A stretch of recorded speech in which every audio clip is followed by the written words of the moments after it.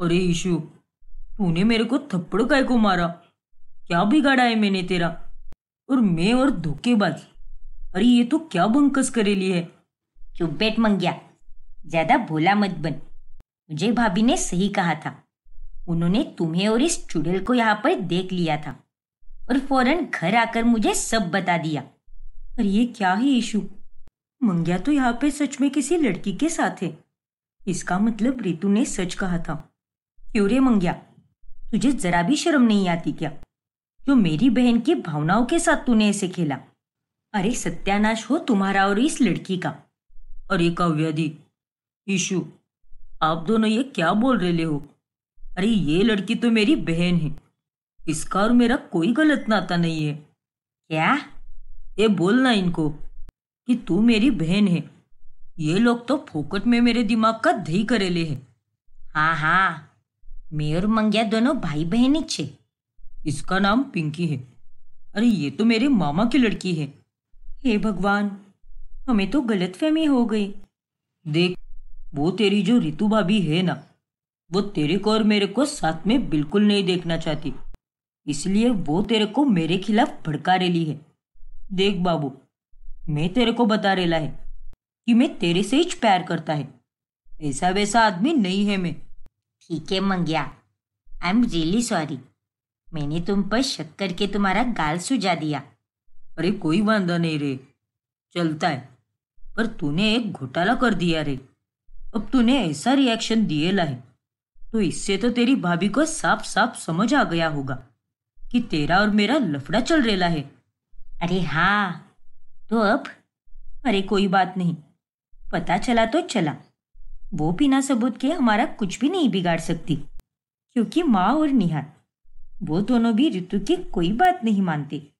फिर तो कोई शॉर्ट नहीं है। फिर ईशानी और काव्या वहां से चली जाती है। और उसके बाद क्या रे मंग्या, वो आइटम तो एकदम दीवानी है तेरी। वो तो है, पर तू भी कोई कम नहीं है। अगर वो अपन की आइटम है तो तू तो मेरी आइटम बॉम्ब है रे। चल झूठे। फिर घर जाने के बाद क्या हुआ ईशानी? खुल गई ना तुम्हारी आंखें? अरे मैंने तो पहले ही कहा था कि वो लड़का सही नहीं है। अरे वो कहा और तुम कहा, और अच्छा ही हुआ जो आज सारा सच तुम्हारे सामने आ गया। बस कीजिए भाभी, हद करती हो आप। जैसा आपने कहा वैसा कुछ भी नहीं था। आप बस मेरी खुशियों को बर्बाद करना चाहती हो। ईशानी, ये तुम क्या बकवास कर रही हो? अरे दूर हो जाइए मुझसे। चलो दी। हाँ ईशानी, चलो। वो दोनों वहां से चली जाती है और ईशानी की बातें सुनकर रितु अब परेशान हो जाती है। पता नहीं ऐसा कौन सा बहाना बनाया होगा उस नालायक मंग्या ने, जो ये ईशानी फिर से पिघल गई। ना जाने क्या होगा इसका, क्या पता। फिर अगले दिन काव्या दी, आप जा रही हो? हाँ ईशानी, ऋषभ वापस आ चुका है, इसलिए मुझे जाना ही होगा। क्या कर सकते हैं अब? शादी के बाद तुम्हारी जिंदगी भी वैसी ही हो जाएगी। आधी जान मायके में और आधी ससुराल में। अपना ध्यान रखना काव्या बेटा। जी माँ। उफ़ो, निहार तो ऑफिस चला गया है। अच्छा रितु, तुम चलो, तुम मेरा सामान गाड़ी में रख दो। अरे नहीं दी, मेरा दाहिना हाथ कल ही जला है। अरे निकम्मी कामचोर लड़की, दाहिना हाथ नहीं है तो बाइने हाथ से उठा लेना सामान। अपनी ननन के लिए तू इतना भी नहीं कर सकती क्या? चल जा अब, जल्दी से रख दे सामान। गाड़ी का भाड़ा बढ़ते जा रहा है। ठीक है माँ जी। रितु सारा सामान उठाकर गाड़ी में रखती है और उसे अब बहुत गुस्सा आता है। फिर काव्या के जाने के बाद वो सोनाक्षी से कॉल पर बात करती है। हाँ भाभी, वाकई में ऐसा लग रहा है जैसे मेरे सर से बला टल गई हो, वरना इन दोनों नंदों ने तो मेरा भेजा फ्राई कर दिया था। चलो अच्छा हुआ, अब तुम भी आ जाओ मायके में, और वो भी 7 से 8 दिनों के लिए। जब तुम्हारी सास की बेटी अपने मायके आ सकती है तो बहू को भी अपने मायके जाने का पूरा हक होता है। हाँ भाभी, सही कहा आपने, मेरा भी बहुत मन है। और भाभी, मैं कल ही माँ जी से इस बारे में बात करती हूँ और सारा सामान लेकर आती हूँ अपने मायके में। फिर आप, मैं और माँ, हम तीनों खूब मजे करेंगे। ओके डन रितु, जल्दी आ जाओ, माँ जी और मैं तुम्हारा इंतजार कर रहे हैं। फिर अगले दिन जब रितु अपनी सास से इस बारे में बात करने जाती है, तभी, अरे माँ जी, मुझे आपसे कुछ कहना है। अरे वो सब बाद में, उससे पहले मुझे तुझे कुछ बताना है। तेरी सबसे बड़ी ननद अपूर्वा और मेरा नाती क्रिश आ रहा है, वो भी कुछ दिन रहने के लिए। क्या? लेकिन क्यों माँ जी? है? क्यों मतलब? अरे ये घर उन दोनों का है, वो जब चाहे तब आएंगे। चल जा, जल्दी से अपूर्वा और क्रिश के कमरे की सफाई कर दे और खाने की भी सारी तैयारियां कर दे। और हाँ, आज के सारे पकवान क्रिश के पसंद के ही बनाना। हे भगवान! देखिए माँ जी, मैं आपसे मेरे बारे में कहने आई थी यहाँ पर कि मैं भी 2 से 3 दिनों के लिए अपने मायके जाना चाहती हूँ। देखिए माँ जी, मैं सारी साफ सफाई और बाकी की तैयारियां कर दूंगी, फिर चली जाती हूँ अपने मायके। क्या? नहीं नहीं, ऐसा नहीं हो सकता। अरे जब अपूर्वा यहाँ पर आ रही है तो फिर तू अपने मायके कैसे जा सकती है? पर माँ जी, मुश्किल से तो मौका मिलता है मुझे, वरना हर 15 दिनों के बाद काव्या दी या अपूर्वा दी यहाँ पर आकर रुकते ही रहते हैं। तो फिर मैं अपने मायके कब जाऊंगी? जैसे आपकी बेटियां यहाँ पर आकर रुकती है, ठीक वैसे ही मुझे भी अपने घर जाना है। देख बहू, तुझे मायके जाना है तो जा, लेकिन अभी नहीं। बात खत्म। अब इस विषय पर मैं और कुछ भी नहीं सुनना चाहती। जा, अपने काम पर लग जा। रितु को बहुत बुरा लगता है और वो अब गुस्से में ही सारी तैयारियां करने लगती है। अपूर्वा और क्रिश के आते ही रितु का काम और भी ज्यादा बढ़ जाता है। ऐसे ही एक रोज, अरे जल्दी करो रितु, वरना शो शुरू हो जाएगा। अरे हाँ बाबा, आई। चलो। मामा मामी, आप दोनों थिएटर जा रहे हो ना, फिल्म देखने के लिए? मैं सब जानता हूँ। चलो ना, मुझे भी साथ लेकर चलो, और मम्मा ईशानी मौसी और नानी को भी अपने साथ ले चलो। सब मिलकर जाएंगे फिल्म देखने। अरे नहीं क्रिश बेटा, अब टिकट्स बुक नहीं हो पाएगी, हम साथ में फिर कभी चलेंगे। नहीं, मुझे भी आप दोनों के साथ आना है। प्लीज मामा, ले चलो ना मुझे। ओफो निहार, अच्छा बाबा, रो मत मेरे बच्चे। चलो, हम सब साथ में जाएंगे फिल्म देखने, टिकट्स की अरेंजमेंट हो जाएगी। ये पर निहार, इट्स ओके रितु, वो बच्चा है और ये थोड़ी ना बार बार मुझसे मिलने आता है। अरे हद है यार। रितु का माथा अब घूम जाता है क्योंकि पूरा परिवार मूवी देखने साथ चला जाता है और उसे निहार के साथ 1 मिनट भी बैठने नहीं मिलता। अब अपूर्वा दिन रात बस आराम ही फरमाती है और साथ ही क्रिश को नहलाने से लेकर खाना खिलाने तक सारा काम रितु को ही करना पड़ता है। मैं आपको बता नहीं सकती भाभी कि इन सब ने मुझे कितना परेशान करके रखा है। अरे अपूर्वा दी तो भूल ही चुकी है कि वो एक माँ भी है, सब कुछ मुझे ही देखना पड़ता है। अरे रितु, तू वो सब छोड़ दे और अभी के अभी यहाँ पर आ जा। बस अब बहुत हुआ, तुम्हारा ये नंदों से भरा ससुराल कभी नहीं सुधरेगा। उन लोगों को अकेले ही रहने दो। काश ये सब सच में इतना आसान होता, लेकिन पानी अगर सर के ऊपर चला गया तो मैं खुद भी नहीं सुनूंगी। ऐसे ही बाद में, मम्मा मम्मा, मुझे चॉकलेट मिल्क शेक चाहिए, बनाकर दो ना। ओफो क्रिश, मैं अभी टीवी देख रही हूँ, जरा आराम से देखने दे मुझे। जा, रितु मामी से जाकर मांग ले, वो देगी तुझे बनाकर। ठीक है मम्मा। रितु सोई हुई होती है, लेकिन उसे उठकर क्रिश के लिए चॉकलेट मिल्क शेक बनाना ही पड़ता है, जिस कारण उसकी बहुत चिड़चिड़ भी हो जाती है। अरे रितु, कहाँ पर हो तुम? जरा मुझसे भी बात कर लो। जब से यहाँ पर आई हूँ तब से तुमने ठीक से बात भी नहीं की है। कामों से फुर्सत मिलेगी तभी बात कर पाऊंगी ना। अब आपके आने के कारण घर में मेरा काम दुगना हो गया है। ऊपर से आपने तो मुझे ही क्रिश की माँ बना दिया है। खुद तो आराम फरमाती हूँ और क्रिश के सारे काम मुझे ही करने पड़ते हैं। उसे ब्रश कराने से लेकर खिलाने तक सब कुछ मैं ही तो कर रही हूँ। हाँ, तो उसमें क्या बुराई है? कल को तुम्हें भी माँ बनना है तो उसकी ट्रेनिंग अभी से ले लो। और वैसे भी तुम उसकी मामी हो और मामी दूसरी माँ होती है। चलो अब जल्दी से मेरी वो ब्लू वाली ड्रेस इस्त्री करके रख दो, वहां टेबल पर रखी है। और हाँ, तुम्हारा वो मेकअप सेट भी देना मुझे, मैं अपना वाला लाना भूल गई हूँ। वो आज जरा मैं अपनी सहेलियों के साथ बाहर जा रही हूँ ना, इसीलिए लगेगा मुझे आज। ठीक है दीदी। फिर अपूर्वा वहां से चली जाती है। मेकअप सेट लाना भूल गई, खुद ही आना भूल जाती तो अच्छा रहता। नॉनसेंस कही कि। अब कुछ दिन रहकर अपूर्वा और क्रिश वहां से चले जाते हैं, लेकिन ये सिलसिला ऐसे ही जारी रहता है। हर 10 से 15 दिनों के बाद कभी काव्या रुकने आती है तो कभी अपूर्वा रुकती है। और रितु अपनी तीनों नंदों के कारण अब और परेशान हो जाती है।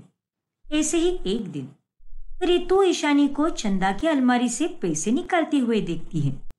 अरे ये क्या, ये ईशानी ऐसे चुपके से पैसे क्यों निकाल रही है? अगर इसे पैसे चाहिए होते तो ये माजी से मांग लेती। लगता है कुछ तो गोलमाल है। चलो अब ये पैसे में जाकर अपने मंग्या को दे देती हूँ। क्या, मंग्या को? रितु अब काफी हैरान हो जाती है और वो ईशानी का पीछा करते करते उसका और मंगेश का फोटो खींच लेती है, जो वो बाद में चंदा और निहार को दिखाती है। और वो देखकर चंदा ईशानी को एक जोरदार थप्पड़ लगाती है। अरे नालायक लड़की, अब तक मुझे लगता था कि बहुत झूठ बोल रही है, लेकिन असली झूठ तो तूने बोला है मुझसे। अरे नहीं माँ, ऐसा नहीं है। चुप रहे ईशानी, तेरी सारी काली करतूत इस फोटो में दिखाई दे रही है। अरे वो तो भला हो रितु का, जो उसने ये फोटो खींचकर हमें दिखाई। अरे तू तो इतने अच्छे घर की लड़की है, तो फिर तू ऐसे गुंडे मवाली से प्यार कैसे कर सकती है? जरा अपने पढ़ाई पर ध्यान दे और अपना करियर बना। बेशरम कही कि उस लड़के को मेरी अलमारी से पैसे चुरा कर दिए। अरे यही परवरिश दी है क्या मैंने तुझे? और खबरदार, जो तू आज के बाद उस लड़के से मिली भी तो, और अगर मिली तो तू मेरा मरा हुआ मुंह देखेगी, समझी कि नहीं? ईशानी सब कुछ चुपचाप सुन लेती है, लेकिन उसके दिल में रितु के लिए अब नफरत बढ़ जाती है। ऐसे ही एक दिन रितु अपने मायके चली जाती है और वहां पर उसकी माँ और उसकी भाभी से मिलकर उसे बहुत अच्छा लगता है। अरे रितु, अब तुम आ ही गई हो तो मैं तुम्हारा कमरा साफ कर देती हूँ। हाँ बहू, जा बेटा, जल्दी से साफ कर दे। अरे नहीं भाभी, मैं यहाँ सिर्फ आज के लिए आई हूँ, शाम को निहार आएगा मुझे वापस लेने के लिए। क्या? लेकिन क्यों रितु? माजी की तबीयत ठीक नहीं है और ईशानी की एग्जाम भी चल रही है, इसलिए मुझे वहीं पर रुकना होगा। अरे यार। अरे कोई बात नहीं बेटा, आज नहीं तो फिर कभी, लेकिन तुझे पहले अपनी घर गृहस्थी पर ध्यान देना चाहिए। बस माँ, आप तो घर गृहस्थी की बात मत ही कीजिए। आप ही की बात सुनकर मैं फंस गई हूँ। जीवन में शादी करके मैं बुरी तरह पछता रही हूँ। इस जन्म तो वो लोग मुझे मिल गए, लेकिन अगले जन्म वो लोग मुझे ना मिले तो ही बेहतर होगा। ऐसा नहीं कहते बेटा। चलिए छोड़िए इस बात को। अगर इस सब के बारे में बात करते रहे तो हमारा टाइम ऐसे ही वेस्ट होता रहेगा। और रितु, अब तुम शाम तक यहीं पर होना, तो हम एक एक मिनट एंजॉय करेंगे। क्यों? हाँ भाभी, जरूर। फिर कुछ दिनों के बाद चंदा का जन्मदिन आता है। अरे वाह, ये कितने सारे और सुंदर सुंदर तोहफे हैं। हाँ रितु, और ये सब के सब माँ के लिए है। पता है, तुम्हारे पास तो बस माँ और अपनी बहनों पर खर्चा करने के लिए पूरा पैसा होता है, लेकिन बीवी के टाइम पर तो तुम भिखारी बन जाते हो। अरे नहीं बाबा, ऐसी कोई बात नहीं है। हाँ हाँ, मैं सब जानती हूँ। अब झाड़ू बनकर सफाई मत दो, वैसे भी बहुत सारा काम पड़ा है। अब इस घर में तो कोई नौकरानी नहीं है ना, तो नौकरानी बनकर सारा काम मुझे ही करना पड़ता है। रितु सारी सफाई कर ही रही होती है कि तभी दरवाजे पर काव्या, अपूर्वा और क्रिश आ जाते हैं। अरे आप लोग, वो भी सूटकेस लेकर। हाँ रितु, आज माँ का जन्मदिन है और इसी बहाने हमें मायके में रुकने का मौका भी मिल गया। हैप्पी बर्थडे दादी। सुनो रितु, हम सब के लिए ना गर्मा गर्म नूडल्स या खिचड़ी बना दो, बहुत भूख लगी है। और हाँ, क्रिश को इन कपड़ों में बहुत इरिटेट हो रहा है, तो सबसे पहले जाकर इसके कपड़े चेंज करवा दो। जाओ क्रिश बेटा, मामी के पास जा। अब रितु अपना सर पकड़ लेती है। हे भगवान, ये नंदों से भरा ससुराल तो मेरी जान लेकर रहेगा। अब आगे क्या होगा जानने के लिए हमारा अगला भाग देखना ना भूलें। और अगर आपने हमारा चैनल सब्सक्राइब नहीं किया है तो अभी सब्सक्राइब कीजिए और बेल आइकॉन दबाना ना भूलें। अरमान घर की घंटी बजाता है और हेतल इस बार भी देर से दरवाजा खोलती है। मम्मी जी, आपने पिछली बार भी 15 मिनट के बाद दरवाजा खोला था और आज भी पूरे 10 मिनट लगाए, जबकि मैंने खिड़की से आपको कोई भारी भरकम बैग कमरे में लेकर जाते हुए देखा। आखिर क्या है उस बैग में जो आपको उसे कमरे में रखने के लिए पूरे 10 मिनट लग गए? वो हेतल के अब पसीने छूटने लगते हैं। अरे तुम्हें उससे क्या मतलब है? ये मेरा घर है, उसमें मैं कुछ भी कहीं भी रखूं और कितनी भी देर लूं रखने में। उस बैग में मेरा पुराना सामान रखा हुआ है। वैसे तुम यहाँ पर अपना मुंह उठाकर वापस क्यों चले आए हो? मैं आपको आपकी ये पर्स लौटाने आया हूँ। ये लीजिए। मेरी पर्स तुम्हारे पास कैसे आई? आप जब कैफे में आई थी तो वहां पर तमाशा करते करते अपना पर्स भूल गई, इसीलिए गुस्से को अपनी जगह पर रखकर मैं आपको ये पर्स लौटाने चला आया। अच्छा अच्छा ठीक है, मेरी पर्स खोलकर तुमने कहीं देखा तो नहीं ना? ऐसे घटिया काम में नहीं करता। रखिए अपनी पर्स। फिर अरमान हेतल को वो पर्स देकर वहां से निकल जाता है, लेकिन उसे ये बात अंदर ही अंदर खाई जाती है और वो ये बात चाहत को बताता है। हाँ चाहत, पता नहीं क्यों, लेकिन मुझे तो ऐसा लग रहा है कि मम्मी जी मुझसे कुछ छुपा रही है। अरे अब तो 2 बार हो गया है। वो दरवाजा खोलने में 10 से 15 मिनट लगाती है और तो और आज उन्होंने बैग भी छुपाई और वो बैग काफी भारी भी थी। कहीं ईशा के गायब होने के पीछे मम्मी जी का तो हाथ नहीं? ये तुम कैसी बातें कर रहे हो अरमान? वो ईशा की माँ है, ऐसा कुछ भी नहीं होगा। वैसी बात नहीं है चाहत, ईशा और मम्मी जी के बीच इतनी भी नहीं जमती थी। मम्मी जी ईशा और भाभी के बीच में काफी भेदभाव किया करती थी और जब भी ईशा अपने मायके जाती वो रूठ कर या झगड़े कर कर ही लौटती थी। इसीलिए मैं कह रहा हूँ। क्या सच में? हाँ चाहत, अब तुम भी सोचो ना, अगर ईशा को घर छोड़कर जाना ही था तो वो अपने मायके ही चली जाती ना। लेकिन नहीं, वो अपने मायके भी नहीं गई, वो तो कहीं और ही चली गई है। या फिर उसे किसी ने गायब करवाया है, क्योंकि पुलिस के मुताबिक वो चिट्ठी ईशा ने नहीं बल्कि किसी और ने लिखी है। देखो अरमान, मैं समझ सकती हूँ ईशा की मम्मी को बैग कमरे में रखते हुए देखकर और उनके व्यवहार में अजीब सा बदलाव देखकर तुम्हें उन पर शक होने लगा है, लेकिन मुझे ऐसा नहीं लगता कि एक माँ ही अपनी बेटी के साथ ऐसा कुछ कर सकती है। पर अगर आंटी जी ने उसे गायब भी किया हो तो वो ऐसा क्यों करेगी? आखिर क्या वजह हो सकती है? लेकिन चाहत, प्लीज अरमान, अपने दिमाग के घोड़े मत दौड़ा। ईशा की तलाश करने के लिए पुलिस जी जान लगा रही है, इसीलिए तुम उन सब बातों से दूर रहो और अपने आप को किसी न किसी काम में व्यस्त रखो, वरना तुम्हारी शारीरिक और मानसिक सेहत बिगड़ती जाएगी। तुम मेरी बात समझ रहे हो ना? हाँ चाहत, मैं समझ रहा हूँ तुम्हारी बात। तो फिर चलो, हमारा ब्रेक खत्म हो चुका है, कल के प्रेजेंटेशन की तैयारी भी करनी है। हाँ चाहत, चलो। अब पुलिस ईशा की सहेलियों से पूछताछ करना शुरू करती है। तो बताइए, ईशा का अपनी सारी सहेलियों के साथ कैसा रिश्ता है? अच्छा, बुरा या ठीक ठाक? सर, हम सभी सहेलियों में से ईशा सबसे ज्यादा अच्छी लड़की है। वो हम सबको अपनी बहनें ही मानती है। हाँ सर, वो कभी किसी को परेशान नहीं करती थी और सबकी खुशी का बहुत ख्याल रखती थी।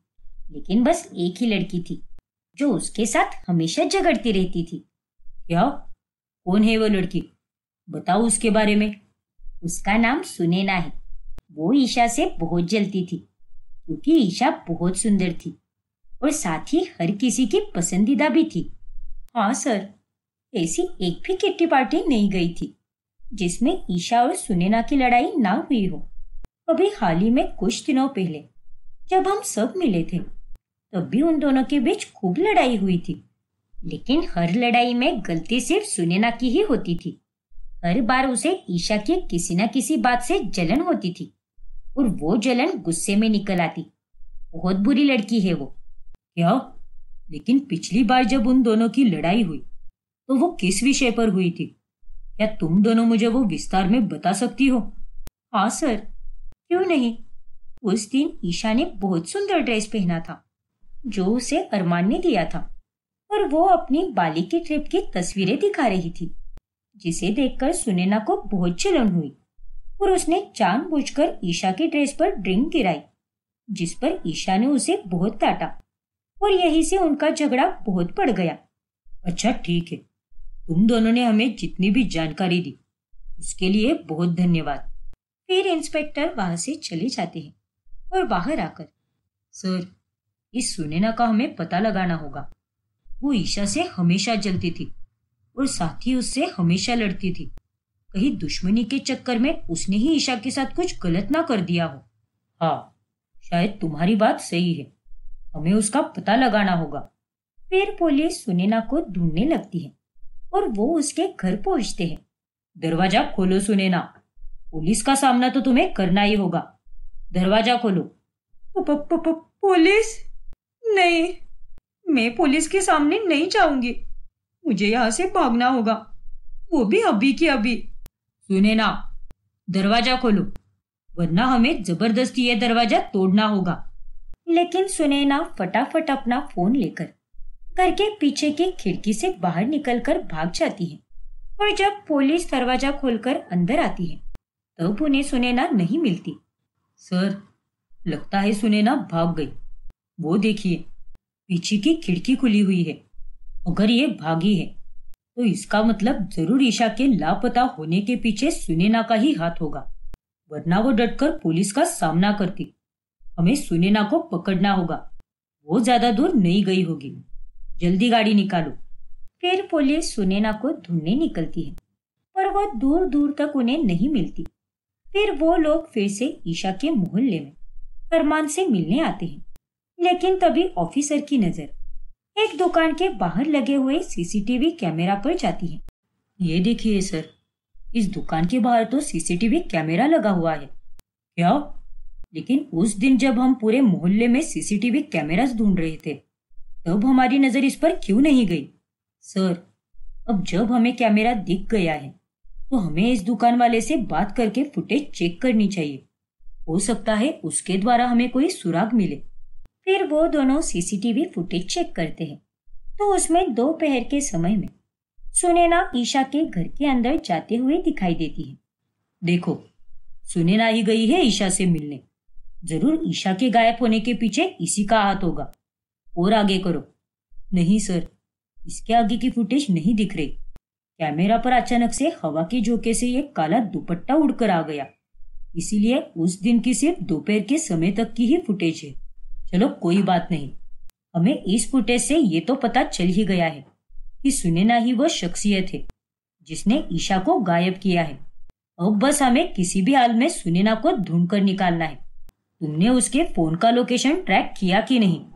हाँ सर, लेकिन कोई जानकारी नहीं मिल पाई। शायद वो आउट ऑफ नेटवर्क एरिया में हो, लेकिन मैं हर 15 मिनट में लोकेशन ट्रेस कर रहा हूँ। कुछ ना कुछ तो पता चल ही जाएगा।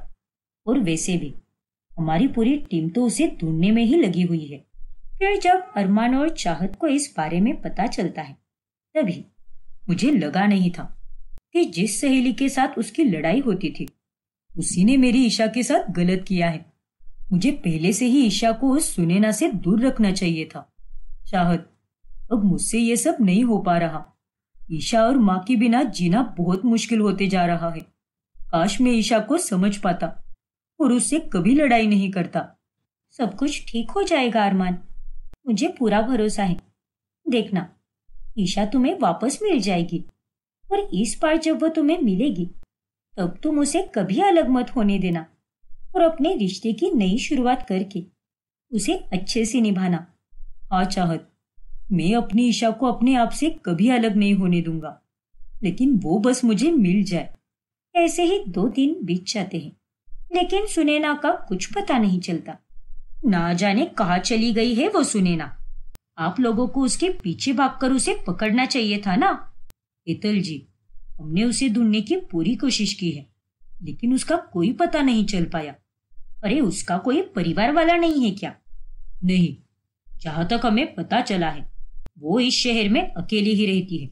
वो एक अनाथ लड़की है, जिस कारण उसका इस दुनिया में कोई नहीं है। हे भगवान! सर ये देखिए, उसका लोकेशन मिल गया है। वो अभी फतेहनगर के बड़े बाजार में है। ये देखिए, मुझे अभी अभी उसका लोकेशन ट्रेस हुआ है। लगता है वो आउट ऑफ नेटवर्क एरिया से बाहर आ गई है। ठीक है, चलो जल्दी से उसे बड़े बाजार जाकर पकड़ लेते हैं। फतेहनगर हमारे पुलिस थाने से काफी दूर नहीं है, पास में ही है। जल्दी चलो। फिर पुलिस बड़े बाजार पहुंचती है, जहां पर वो सुनैना को रंगे हाथ पकड़ लेते हैं। बताओ, ईशा कहाँ पर है? मुझे नहीं पता सर कि ईशा कहाँ पर है। झूठ मत बोलो सुनैना, हमने सीसीटीवी फुटेज में चेक किया है। जिस दिन वो गायब हुई है उस दिन तुम मुझसे मिलने उसके घर गई थी, वो भी भरी दोपहर में। हाँ सर, मैं इस बात को मानती हूँ कि मैं उस दिन ईशा से मिलने गई थी, क्योंकि मुझे उससे माफी मांगनी थी। ईशा और मेरी हमेशा से लड़ाइयाँ हुई है और बार बार लड़ाई होने के बाद भी ईशा कुछ दिनों के बाद मेरे साथ अच्छे से पेश आया करती थी। एक मैं ही थी जो हमेशा बुरी बनती थी, इसलिए मैंने सारा गुस्सा एक तरफ रखा और उस दिन मैं उससे मिलने गई, उसके जन्मदिन के अवसर पर। उससे सारे किले शिकवे दूर करके एक नए रिश्ते की शुरुआत करने। चुप रहो सुनैना, झूठी कहानियां बनाना बंद करो। नहीं सर, मैं कोई झूठी कहानी नहीं बना रही हूँ, मैं सब सच बोल रही हूँ। मैंने उस दिन उससे माफी मांगी और उसके बाद उसने हमेशा की तरह दिल बड़ा रख के मुझे माफ भी कर दिया और मुझे अपने हाथ की बनी मिठाई भी खिलाई। और हम दोनों के बीच में सब ठीक होने के बाद मैं वहां से निकल आई।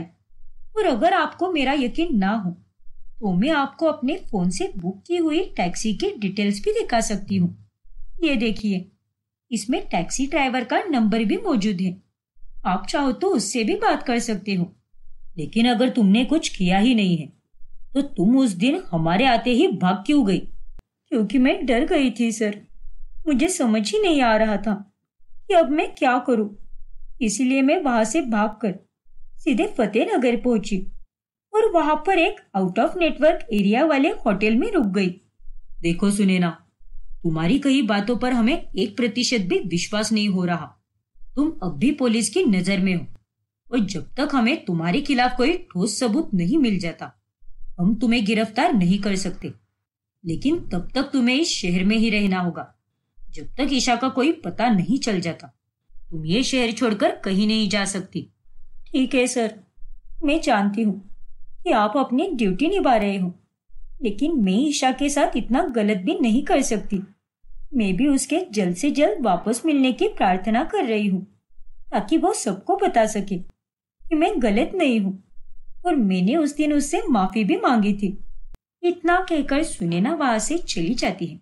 फिर अगले दिन पुलिस अरमान के घर आकर उसे सारी जानकारी देते हैं और तभी अरमान देखता है कि हेतल ने अपने गले में ईशा का हार पहना हुआ है।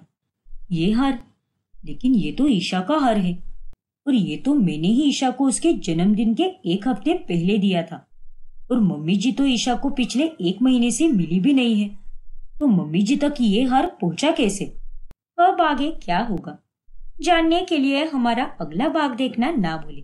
और अगर आपने हमारा चैनल सब्सक्राइब नहीं किया है तो अभी सब्सक्राइब कीजिए और बेल आइकॉन दबाना ना भूलें। फिर प्रिया वंदना को कॉल करके अंजलि की हरकतों के बारे में बता देती है। तभी, हे भगवान, मुझे तो ये अंजलि शुरुआत से ही सही नहीं लगी। शादी के पहले भी ये तेरी जिंदगी में ऐसे ही दखल देती थी। तूने जो किया वही करेगी। तू जो भी करती थी वो भी वही किया करती थी, और जो भी खरीदारी करती थी उसे भी वही खरीदना होता था। और अब ये सब। मन तो करता है कि उसे कॉल करके खूब सुनाऊं। हाँ माँ, मन तो मेरा भी वही कर रहा है, लेकिन क्या करूं? मैं उन लोगों में से बिल्कुल नहीं हूँ। पर अब मैं उससे बातचीत ही कम करने वाली हूँ, जिसके चलते वो मेरी जिंदगी में और मेरे ससुराल में बार बार अपनी टांग अड़ाना बंद कर दे। हाँ बेटा, तूने बिल्कुल सही कहा। तू उसे जितना नजरअंदाज करेगी उतना ही तेरे लिए अच्छा होगा। वो लड़की तो एकदम नालायक और नासमझ है। अरे उसे तो ये भी समझ नहीं आ रहा कि वो तेरा ससुराल है। हाँ माँ, और अब मैं भी उसके नखरे और बर्दाश्त नहीं करने वाली। फिर प्रिया अंजलि के कॉल्स और मैसेजेस का जवाब देना ही बंद कर देती है। अरे ये प्रिया मेरा फोन क्यों नहीं उठा रही, ना ही मैसेजेस का रिप्लाई कर रही है। वैसे तो वो मेरे मैसेजेस का 1 से 2 घंटे में ही रिप्लाई कर देती है, लेकिन आज पता नहीं उसे क्या हो गया है। ऐसे ही 2 से 3 दिन तक चलता रहता है। फिर उसके बाद में, अरे प्रिया, तुम उसके कॉल्स और मैसेजेस का जवाब नहीं दे रही, ये तो मैं समझ सकता हूँ, लेकिन अगर और 2 से 3 दिन तक तुमने ऐसे ही किया तो वो कहीं फिर से यहाँ पर ना आ जाए। अरे हाँ, ये तो मैंने सोचा ही नहीं सागर। इसीलिए मैं कह रहा हूँ कि उससे बात करो, लेकिन दूरी भी बनाकर रखो। हाँ सागर, तुम्हारी बात एकदम बराबर है।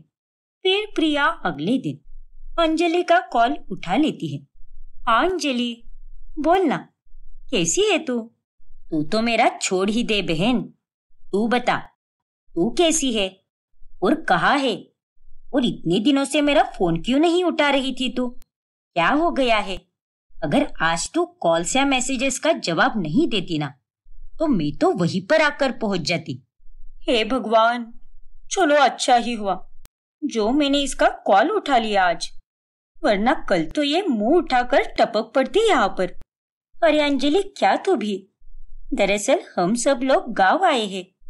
गांव में सागर के चचेरे भाई की शादी है ना, इसीलिए। और इसके चलते मैंने फोन पर कुछ ज्यादा ध्यान नहीं दिया ना, इसीलिए तुझे रिप्लाई ही नहीं कर पाई। ओ, तो तुम सब गांव गए हो क्या यार?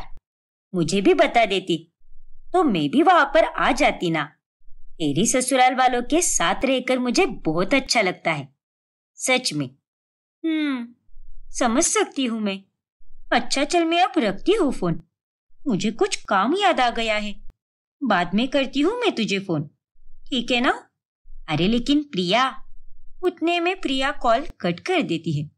अब तो ये यहाँ पर आएगी ही नहीं, बेशरम कही की। दिमाग की दही करके रख दी है इसने तो सच में। अगर मेरी कोई सगी बहन होती ना, तो वो भी मेरे ससुराल में इतना नहीं घुसती जितना कि ये घुसना चाहती है। लेकिन अब तो दूर ही रहे बहन। फिर अंजलि अपने घर पर ही रहती है, बस प्रिया और उसके ससुराल वाले जल्दी से वापस आ जाए, क्योंकि उनके बिना मेरा मन ही नहीं लग रहा। वहां जाकर उन सबका ध्यान रखना मुझे बहुत अच्छा लगता है। फिर एक सुबह, अरे प्रिया बहू, ये अंजलि कहाँ पर है? आज से 6 दिन हो गए और वो आई ही नहीं, वरना हर 2 दिन में वो आती ही रहती है ना। हाँ भाभी, कहाँ पर है अंजलि? दरअसल वो अपने किसी काम के चलते बाहर गई है, और अब तो वो कुछ दिनों के बाद ही लौटेगी। अच्छा, ऐसी बात है क्या? लेकिन उसे बता देना बहू कि मैं उसे याद कर रही हूँ, क्योंकि वह जब भी घर में आती है तब तो वक्त का पता ही नहीं चलता। हाँ माँ, आपने बिल्कुल सही कहा, मुझे भी उसके साथ रहना बहुत अच्छा लगता है। अब प्रिया अपने ससुराल में काफी शांति से रहने लगती है। अरे माँ, मैं आपको बता नहीं सकती कि मुझे कितना अच्छा महसूस हो रहा है। वरना वो अंजलि घर में जब भी आती थी ना, मुझे तो बहुत चिड़चिड़ होती थी। सही किया तूने, और भगवान करे कि तू ऐसी ही खुश रहे और हर बुरी नजर से बचकर रहे। हाँ माँ, बस ऐसा ही हो। तू चिंता मत कर बेटा, ऐसा ही होगा। अब तू अपने ससुराल को अच्छे से संभाल, कोई कमी मत रख और सबके दिलों में एकदम पक्की जगह बना ले। फिर प्रिया अपनी माँ की कही बातों पर ध्यान देकर अपने ससुराल के सारे काम बहुत अच्छे से मन लगा के करती है। सब कुछ ठीक ही चल रहा होता है कि तभी एक दिन अचानक से अंजलि सागर और धर्मेंद्र को मार्केट में देख लेती है। अरे, ये तो धर्मेंद्र अंकल और सागर है, लेकिन ये यहाँ पर क्या कर रहे हैं? ये तो गांव गए थे ना?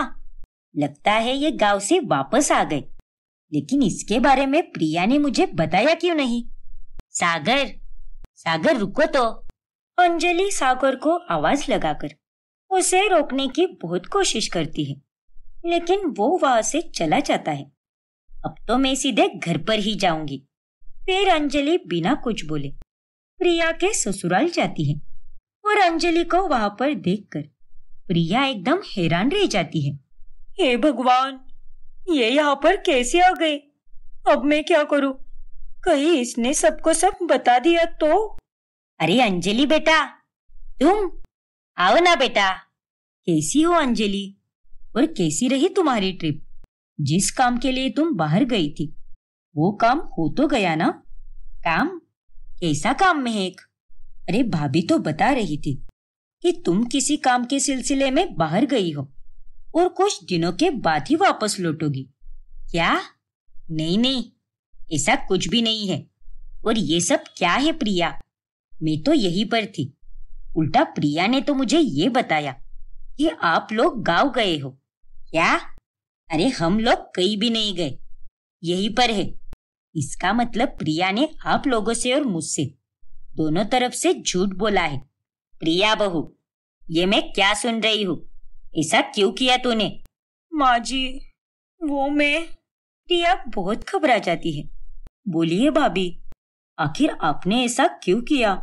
अरे माँ जी, आप तो जानती हो ना कि आजकल कितनी सारी घटनाएं बढ़ रही है और लड़कियों का बाहर निकलना कितना खतरनाक साबित हो रहा है।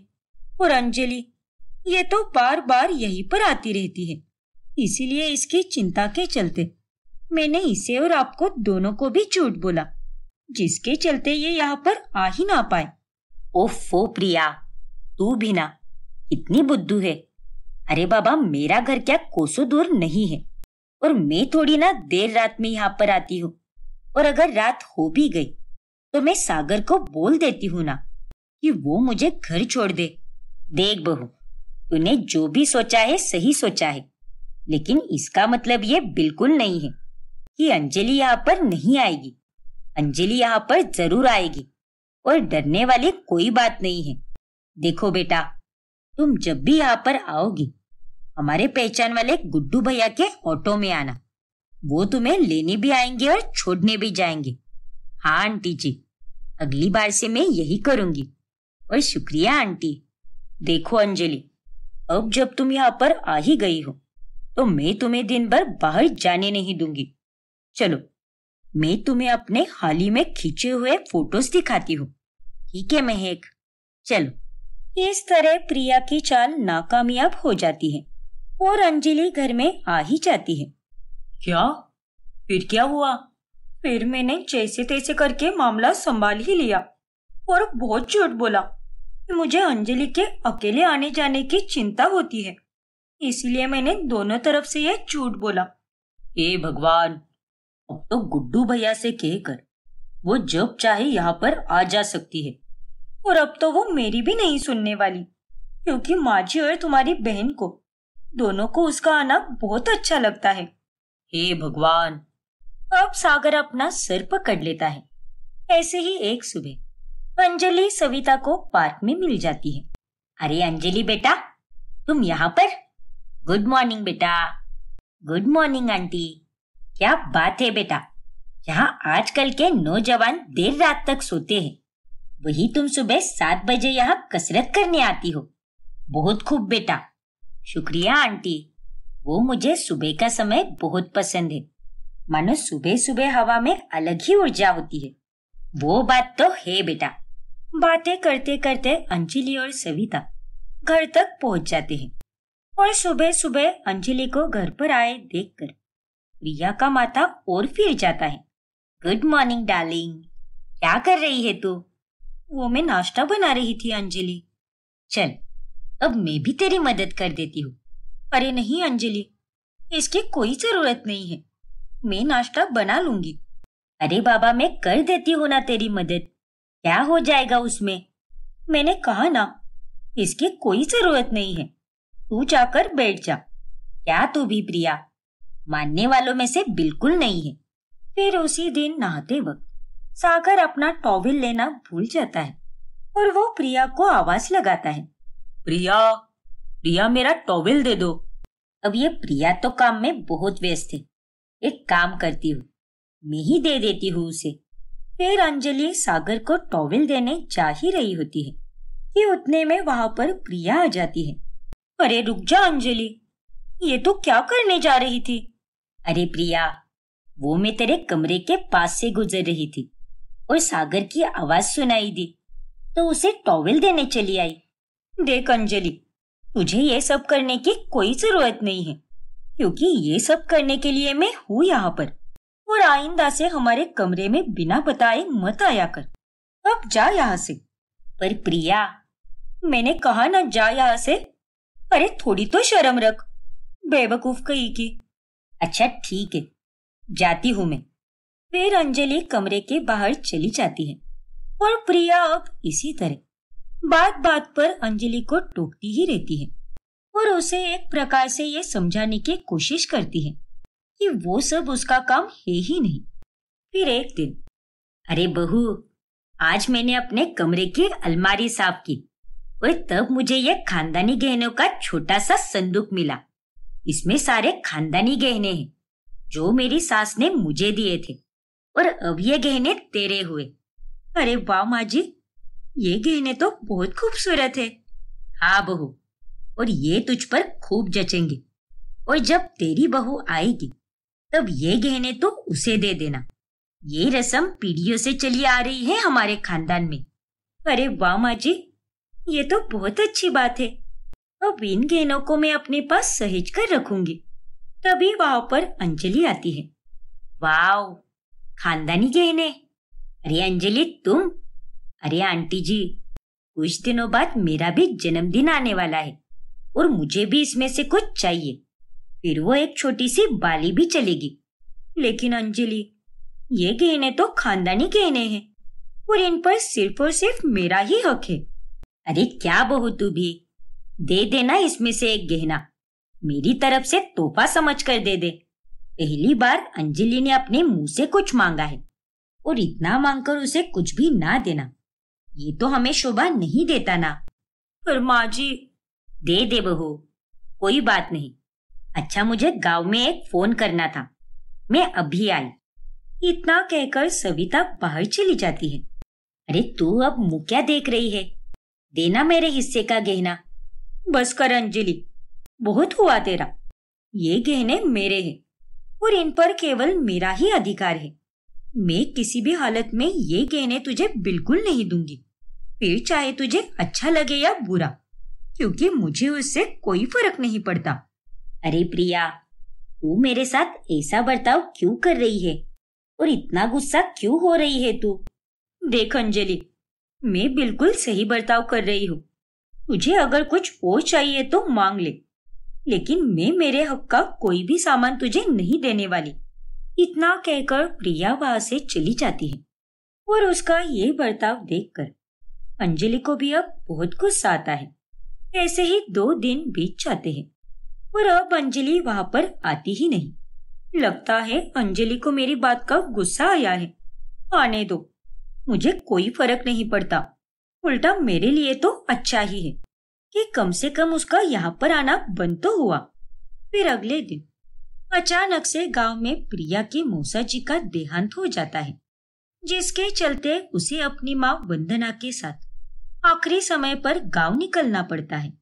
और गांव जाने के बाद जब वो सागर को कॉल करती है, तभी यहाँ का माहौल तो काफी शांत हो गया है। सागर, अब तो मैं 2 दिन बाद ही वहां पर आ पाऊंगी, लेकिन वहां घर में सब कैसा है? सब लोग ठीक तो है ना? अरे कहाँ सब ठीक है प्रिया, तुम्हारी गैर मौजूदगी में ये अंजलि यहाँ पर आ गई है और दिन रात यहीं पर रहती है। क्या? ये सुनकर प्रिया अब चौंक जाती है। अब आगे क्या होगा जानने के लिए हमारा अगला भाग देखना ना भूलें। और अगर आपने हमारा चैनल सब्सक्राइब नहीं किया है तो अभी सब्सक्राइब कीजिए और बेल आइकॉन दबाना ना भूलें